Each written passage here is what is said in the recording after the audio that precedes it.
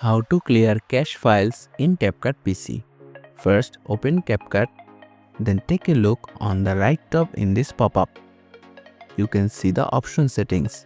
Tap on this option and in this pop-up menu, tap on the first option settings. And in this window, you can see the option Cache Manager. This option is set on Don't delete cache files.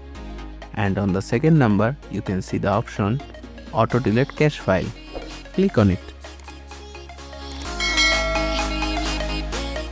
And click on this one, 30 days ago. And simply set this to 15 days now. After the 15 days, the cache file will be deleted from CapCut automatically. Now on the clear cache section, it will show you exactly how much space those temporary files are currently taking up. Tap on the trash can icon next to the cache size. A pop-up will ask for confirmation. Tap OK to start the cleaning process.